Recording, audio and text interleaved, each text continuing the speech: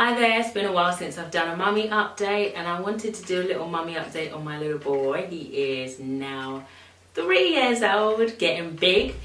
I wanted to show you some of the books that he's interested in, because one of the things that we do as a family is it's definitely a culture to educate ourselves, to be into books really. And so we've definitely kind of, well, from the time Ez was born, we made sure that there was a book in front of him. We made sure that the books were available and accessible.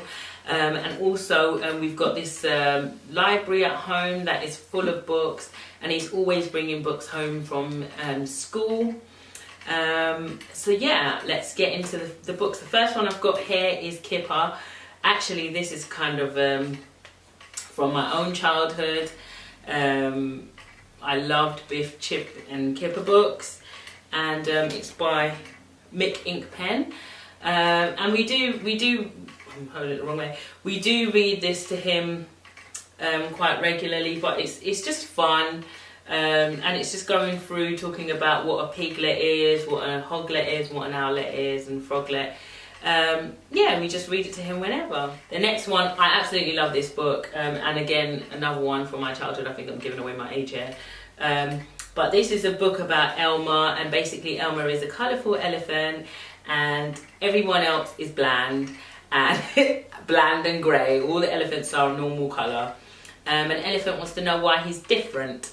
So this book is about appreciating your differences, and I absolutely love it. I love it for Ez because it's something that I definitely try to drum home to him, that we are different and we should value and appreciate our differences. So definitely a good purchase. I love My Mummy. I love this book because I can use it to get him to say, I love you, Mummy, which is definitely a heart melter for me.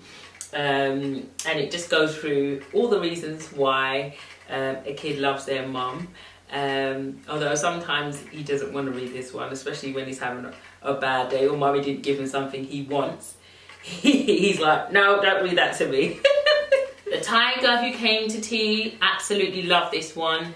Yeah, it's about a tiger that comes to the house and eats out all the food and leaves the kids and well, not the kids, the daughter and the parents with nothing, so they have to go out for dinner.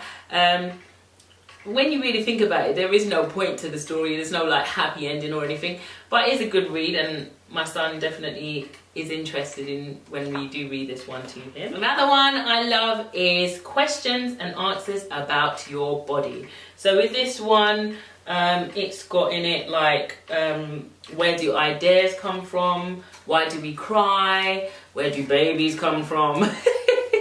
Love it. Love all the illustrations. Look, she's already bent this. And that's what happens as well. A good book is always bent and folded. Although I do want him to take care of them because we want them to have longevity.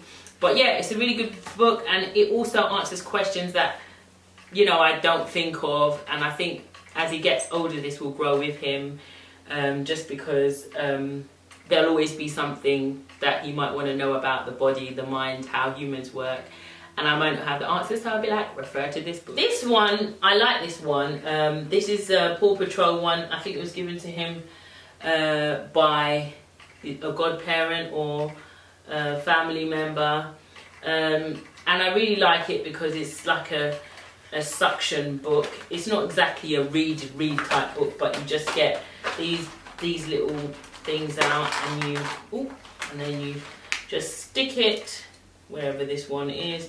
I'm clearly not very good at it, and I think if I stick it down on the wrong thing, some child somewhere is going to be annoyed. There it is, rubble, and it just sticks on like that. Really good book. He plays with this for ages just because, I don't know why, maybe he just likes the suction of it, but yeah, great read. Yeah, same with this one. I think someone was on a roll here, they bought Paw Patrol. And yeah, it's another activity book. I think activity books are good for kids like my son at this age because they have short attention spans and they just want to book. I think they're the most ruthless readers, I think, because if you don't engage them within the first couple of minutes, there's no chance. But this is another great book. Yeah, this is one he's had for ages. I'm showing you this one because Noisy Animals has been, well, not just Noisy Animals, Noisy Books have been the holy grail of how we've gotten our son into books. And up to this day, he still loves a good noisy book. Although now he is being challenged even by school to go into books that haven't just got the buttons along the side, and more words within the book. But this is still a great read for him anyway. Another one is Green Eggs and Ham. I love reading this one to him. I make all the noises. I think I've heard it somewhere else before, but I do try and copy the noises, and he says a lot of the words with me, like, I do not like green eggs and ham. So yeah, we try and read this together. It is a great book, and what I like about it is it's a lot longer than the other ones he's got, but he can still follow it because of some pages don't have as many words, they just have pictures, and then other pages have more words, but he can follow it because of the way it's read. So yeah, it's about Sam not liking ham and being convinced to like ham by his friends, suggesting different ways of eating ham. Maybe I should try that with my son when it comes to vegetables. And this one is still a great favourite of his. We're going on a bear hunt again. Usually they don't have this down the side, but I did manage to grab one that had all the buttons down the side. And he still loves that, along with A Very Hungry Caterpillar, which is a book that he had but has ruined, so I can't show it to you. But yeah, this has a lot of, well, yeah, it has more words than the other books he reads as well. But yeah, it's very, very well laid out, very well illustrated as well, and is a great read. And I am fully aware that we are in a festive season, so we do have a book for that, The Night Before Christmas, along with a lot of Bible books. But I'm showing you this particular one because it's got like a children's CD inside. And with that, it's quite good because sometimes I'm very tired, especially at the end of the day from reading this to him in the evenings when we're winding down before he goes to bed. This one has a CD, so you can just play it rather than me singing or talking or reading the story to him. And yeah, it's another great read. Just talking about how Santa drops down on the roof and makes a lot of banging noises, and the child's trying to figure out what happened.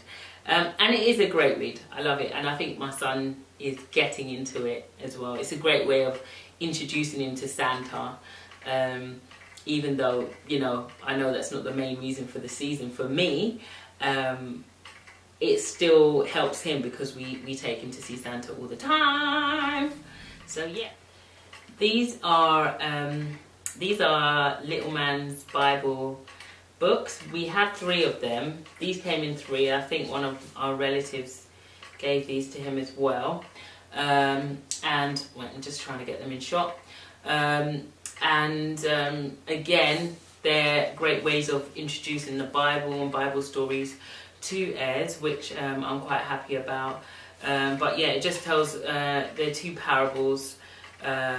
This one's about building a great foundation and building the foundation on the right principles on Christ for me as a Christian. And this one is about the love of a father, well, sheep, the shepherd, but it's kind of talking about the love of how God, how Christ left, or about a shepherd who has 100 sheep and loses one and leaves 99 to go find the one because he loves the one just as much as he loves the 99.